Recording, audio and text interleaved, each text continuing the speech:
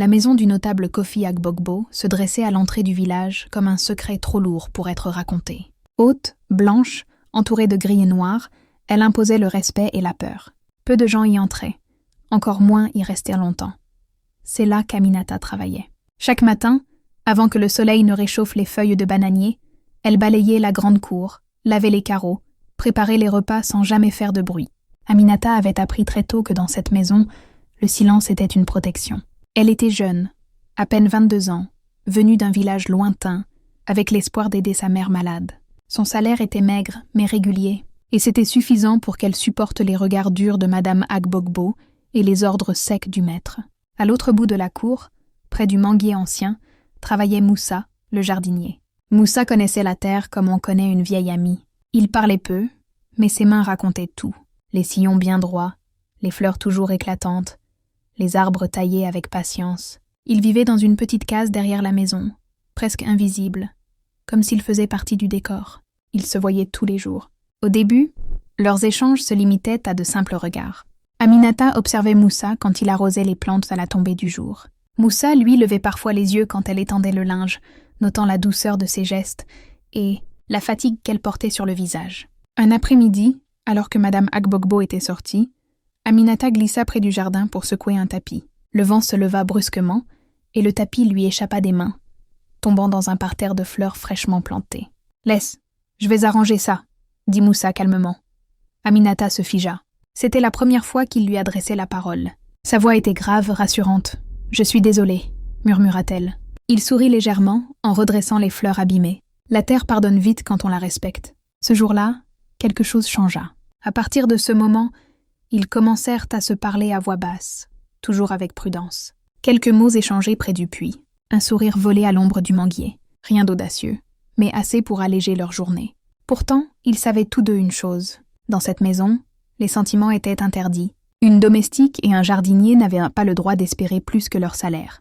Et pourtant, sans le savoir, leur cœur avait déjà commencé à désobéir. Si tu es toujours sur la vidéo, prends juste une seconde pour t'abonner et aimer cette histoire. Merci et que Dieu te bénisse. Les jours passèrent, et le jardin devint leur refuge silencieux. Là où les feuilles bruissaient doucement, où la terre humide gardait les secrets, Aminata et Moussa trouvaient quelques instants pour respirer. Rien n'était jamais planifié. Tout se faisait naturellement, entre deux tâches, entre deux ordres donnés depuis la maison. Aminata venait souvent chercher de l'eau au puits un peu plus longtemps que nécessaire. Moussa, lui, ralentissait parfois son travail quand il la voyait approcher. Il parlait peu, mais chaque mot comptait. Il parlait du soleil trop fort, des pluies tardives, du village qu'Aminata avait quitté. Moussa parlait rarement de lui, mais ses silences racontaient une vie faite d'efforts et de renoncements. Un soir, alors que la maison était plongée dans le calme, Aminata resta quelques instants de plus près du jardin. Le ciel était rouge, lourd de chaleur. Moussa coupait des branches sèches quand elle s'approcha. « Tu n'as pas peur de travailler si tard ?» demanda-t-elle doucement. Il leva les yeux et sourit. La nuit ne fait peur qu'à ceux qui ont quelque chose à cacher. Aminata baissa le regard. Elle, justement, avait peur. Peur des regards, peur des rumeurs, peur de perdre ce travail qui faisait vivre sa famille. Pourtant, en présence de Moussa, cette peur s'adoucissait.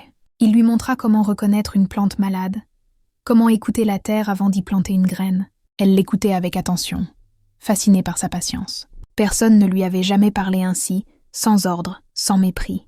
Ce soir-là, leurs mains se frôlèrent par hasard. Un simple contact, mais assez pour troubler leur respiration. Aminata retira la sienne aussitôt, le cœur battant. Moussa resta immobile, respectueux, mais son regard avait changé. À partir de ce jour, les murmures devinrent plus profonds. Ils parlèrent de leurs rêves, à voix presque inaudible. Aminata rêvait d'ouvrir un petit commerce, de ne plus servir sans être vue. Moussa rêvait d'un bout de terre à lui, loin des ordres, loin de cette maison. Mais la maison observait. Madame Agbogbo avait commencé à remarquer les absences prolongées d'Aminata, la propreté trop parfaite du jardin, comme si quelqu'un y mettait plus de cœur que nécessaire. Ses yeux suivaient, calculaient. Dans cette maison, rien n'échappait longtemps. Un matin, elle interpella Aminata d'un ton sec. Aminata sentit un frisson lui parcourir le dos. « Je fais juste mon travail, madame. » Madame Agbogbo la fixa longuement, puis détourna le regard. « Fais attention. Les domestiques n'ont pas le droit de se distraire. » Ce jour-là, Aminata comprit que le danger se rapprochait. Et pourtant, au fond de son cœur, elle savait aussi qu'il était déjà trop tard pour revenir en arrière. Le jardin avait planté en eux une graine impossible à arracher. Après l'avertissement de Madame Agbogbo, Aminata devint plus prudente. Elle évitait le jardin en plein jour, pressait ses pas, parlait moins. Mais même le silence pouvait trahir. Ses pensées retournaient sans cesse vers Moussa, comme la terre retourne toujours à la pluie. Moussa lui aussi avait senti le changement. Il remarqua l'absence d'Aminata près du puits, son regard qui fuyait quand ils se croisaient. Un soir, alors que la lune éclairait faiblement la cour, il l'aperçut assise derrière la cuisine, le visage fermé. « Tu m'évites » dit-il doucement.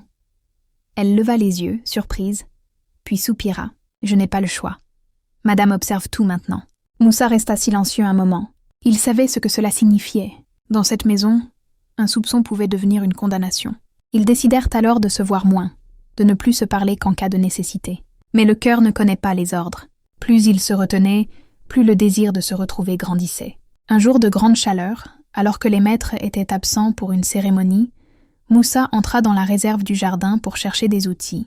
Il trouva Aminata là, occupée à trier des sacs de riz. Leurs regards se croisèrent. Aucun mot ne fut prononcé. Le silence était lourd, brûlant. « Je pensais que tu n'étais pas là », murmura Aminata. « Moi aussi », répondit-il. Ils restèrent immobiles, conscients du danger, conscients aussi de l'élan qui les rapprochait. Cette fois, Moussa prit la parole avec gravité. « Si on nous découvre, tu risques tout. Moi aussi, mais surtout toi. » Aminata serra les poings. « Je sais. Mais vivre en se fuyant, c'est aussi une forme de punition. » Ces mots restèrent suspendus entre eux. Pour la première fois, Moussa posa doucement sa main sur celle d'Aminata. Ce n'était pas un geste de possession, mais une promesse silencieuse. Aminata ne retira pas la sienne. À cet instant précis, un bruit se fit entendre à l'extérieur. Des pas, des voix. Ils se séparèrent brusquement. Aminata ramassa un sac. Moussa prit un outil, comme si rien ne s'était passé. Madame Agbogbo entra quelques secondes plus tard, le regard perçant. « Que fais-tu ici, Aminata ?»« Je range les provisions, madame. »« Et toi, Moussa ?» ?»« Je vérifie les outils. » Elle les observa longuement, comme si elle pouvait lire dans leurs pensées. Puis elle tourna les talons sans un mot. Quand elle partit, Aminata sentit ses jambes trembler. Moussa aussi avait pâli. Ce jour-là, ils comprirent que la maison avait commencé à refermer ses murs sur eux. Chaque regard devenait une menace, chaque silence un risque. Pourtant, au fond de cette peur grandissante, une certitude naissait. Ce lien qui les unissait n'était plus un simple échange de regards. C'était désormais une vérité dangereuse, prête à éclater. Et quand une vérité veut sortir, rien ne peut l'empêcher bien longtemps. La tension s'installa dans la maison comme une poussière invisible. Aminata sentait les regards posés sur elle-même quand personne ne parlait. Madame Agbogbo devenait plus exigeante, plus dure, comme si chaque ordre était un test. Rien ne devait lui échapper. Moussa, de son côté, travaillait davantage. Il arrivait plus tôt au jardin, repartait plus tard, cherchant dans l'effort physique un moyen de faire taire ses pensées. Mais la terre elle-même semblait lourde, comme si elle ressentait leur inquiétude. Un matin, Madame Agbogbo convoqua Aminata dans le grand salon. La pièce sentait l'encens et l'autorité. Aminata resta debout, les mains jointes, le regard baissé. « On m'a parlé de toi », dit Madame d'une voix calme, trop calme. Aminata sentit son cœur s'emballer. « On dit que tu traînes souvent dehors, que tu oublies ta place. Je fais mon travail, madame. » Madame Agbogbo se leva lentement, fit quelques pas autour d'elle, comme une lionne qui observe sa proie. Dans cette maison, chacun connaît sa limite. Une domestique n'a pas à fréquenter le jardinier autrement que pour le travail. Aminata comprit alors, elle savait. Ou du moins, elle soupçonnait assez pour frapper là où ça faisait mal. « Je ne fais rien de mal, madame, » murmura-t-elle. Madame Agbogbo sourit froidement. « Nous verrons. » À partir de ce jour, les tâches d'Aminata changèrent. On l'éloigna du jardin. On la chargea de travaux à l'intérieur, du matin au soir. Même l'eau du puits lui fut interdite. Tout était calculé. Mais Madame Agbogbo ne se contenta pas de surveiller Aminata. Elle décida aussi d'éprouver Moussa. Un après-midi, elle l'appela près de la véranda. « Moussa, j'ai remarqué que tu prends beaucoup de liberté ces derniers temps. »« Je fais mon travail, madame. » Elle hocha la tête. « Je cherche un homme de confiance. Quelqu'un qui sache rester à sa place. Les tentations sont nombreuses dans une grande maison. » Moussa comprit le message. Il baissa la tête. « Je suis loyal, madame. » Elle le fixa longuement, puis dit d'un ton faussement bienveillant. « Alors prouve-le. À partir de demain, tu travailleras aussi dans la parcelle derrière la clôture. » Loin de la maison, ce fut un coup dur. Cette parcelle était isolée, presque hors de vue. C'était une séparation déguisée en travail. Le soir venu, Aminata réussit à s'échapper quelques minutes derrière la cuisine. Moussa l'attendait près du manguier, le visage sombre. « Elle veut nous séparer, dit-il. Elle a déjà commencé. répondit Aminata, la voix brisée. Ils se regardèrent longuement. La peur était là, mais aussi une colère nouvelle. Une colère contre l'injustice, contre les murs invisibles qui les empêchèrent d'exister. « Si nous acceptons, tout s'arrête ici, » dit Moussa. Aminata serra les dents. « Et si nous refusons, tout peut s'effondrer. » Le silence les enveloppa. Ce soir-là, ils comprirent qu'un choix s'imposait. Obéir et s'effacer, ou désobéir et affronter les conséquences. Et la maison, elle, attendait leur erreur. La nuit fut longue pour Aminata. Allongée sur sa natte, elle fixait le plafond sombre, écoutant les bruits de la maison endormie. Chaque craquement lui rappelait le danger qui pesait sur elle. Perdre ce travail signifiait abandonner sa mère. Mais perdre Moussa, c'était se perdre elle-même. Au lever du jour, Moussa était déjà dans la parcelle derrière la clôture. La terre y était sèche, négligée, comme un endroit qu'on avait volontairement oublié. En travaillant, il pensait à Aminata. Il savait qu'il n'avait plus beaucoup de temps avant que la situation ne devienne irréversible. À midi, alors que le soleil écrasait tout, Aminata trouva un prétexte pour sortir à l'arrière de la maison. Elle passa discrètement la clôture et rejoignit Moussa. Son cœur battait si fort qu'elle avait l'impression qu'on pouvait l'entendre. « Tu n'aurais pas dû venir, » dit Moussa inquiet. « Je ne pouvais pas rester sans te parler. » Ils s'assirent à l'ombre d'un vieux fromager. Pour la première fois, ils parlèrent sans détour. « Si nous restons ici, elle nous brisera un à un, » dit Moussa. Aminata acquiesça. « Je le sais. Mais où irions-nous » Moussa inspira profondément. « Je connais un ami dans un village voisin. Il cherche quelqu'un pour cultiver sa terre. Ce ne serait pas grand-chose au début, mais ce serait libre. » Aminata resta silencieuse. Quitter la maison sans autorisation était une faute grave. Une domestique qui fuyait était souvent accusée de vol, parfois pire. « Et ma mère, murmura-t-elle, comment l'aider ?» Moussa prit sa main. « Si nous partons ensemble, je travaillerai plus. Nous trouverons un moyen. Mais si nous restons, nous perdrons tout de toute façon. » Ces mots frappèrent juste. Aminata sentit les larmes lui monter aux yeux. Ils décidèrent alors. Le départ aurait lieu dans 3 jours, à l'aube. Peu de choses à emporter. Juste l'essentiel. Juste l'espoir. Mais ils ignoraient que Madame Agbogbo avait déjà tendu son dernier piège. Le lendemain, elle fit appeler Aminata. « Je vais te confier une mission importante, » dit-elle. « Tu iras au marché avec Moussa demain matin pour acheter des plants rares. » Aminata sentit le sang quitter son visage. C'était trop facile, trop soudain. Madame Agbogbo poursuivit, le regard perçant. « Je veux voir si je peux encore vous faire confiance. » Aminata comprit alors que leur projet était en danger. Si elle refusait, le soupçon deviendrait certitude. Si elle acceptait, elle ignorait ce qui les attendait. Le soir, elle retrouva Moussa et lui raconta tout. « C'est un piège, » dit-il sans hésiter. « Oui, mais peut-être aussi notre seule chance. » Ils se regardèrent longtemps.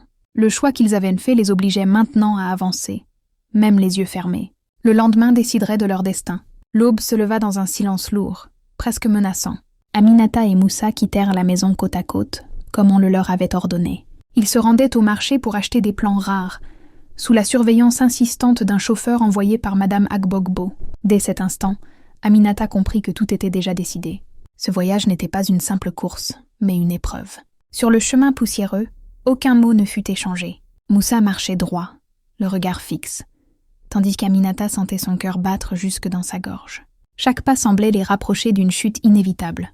Au marché, la foule bruissait, insouciante. Une femme s'approcha d'eux. Elle se présenta comme une parente de la maison. Son sourire était trop appuyé, ses questions trop précises. « Depuis quand travailles-tu ici ? Pourquoi es-tu toujours avec le jardinier ? Vous vous entendez bien, n'est-ce pas ?» Aminata répondit avec prudence. Mais elle sentait que tout était inutile. Puis Madame Agbogbo apparut. Elle n'était pas censée être là. Son visage était fermé, dur, débarrassé de toute hypocrisie. « Je voulais voir de mes propres yeux, » dit-elle froidement. Elle les fixa longuement, puis parla sans hausser la voix. « Vous m'avez prise pour une aveugle. Une domestique et un jardinier qui se cachent, qui murmurent, qui s'oublient. Vous avez oublié votre place. » Aminata tomba à genoux, incapable de retenir ses larmes.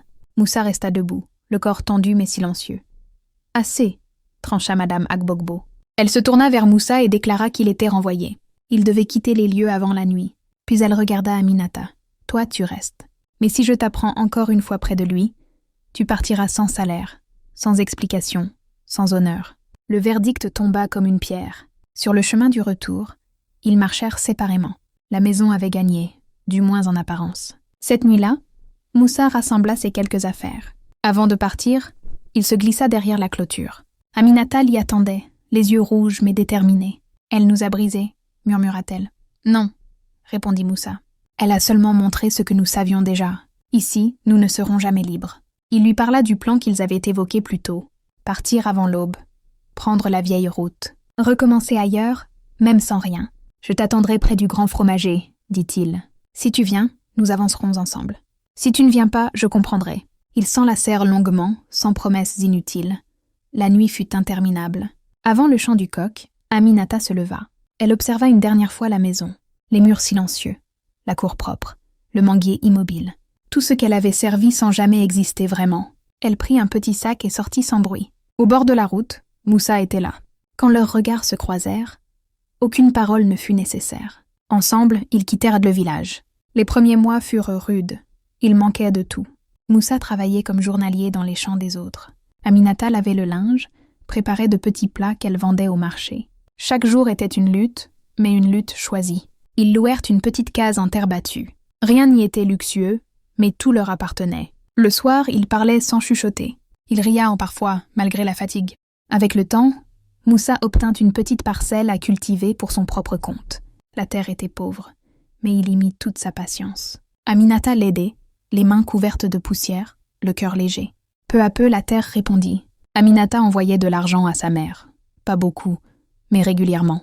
Et surtout, elle lui envoyait des mots vrais. Elle n'était plus une servante. Elle était une femme debout. Un jour, la nouvelle de leur fuite parvint à Madame Agbogbo. Elle se mit en colère, puis passa à autre chose. La maison resta debout, mais vide de ce qu'elle avait cru posséder. Un soir, assis devant leur petite maison, Aminata regarda Moussa travailler la terre, le même calme dans les gestes qu'autrefois. « La terre pardonne vite quand on la respecte », dit-elle en souriant. Moussa hocha la tête, et la vie aussi, quand on ose lui dire non. Ils avaient perdu un emploi, une sécurité fragile, une maison imposée. Mais ils avaient gagné ce que beaucoup n'obtiennent jamais, la liberté d'aimer sans peur, la dignité de choisir, et la paix de vivre enfin selon leur propre vérité.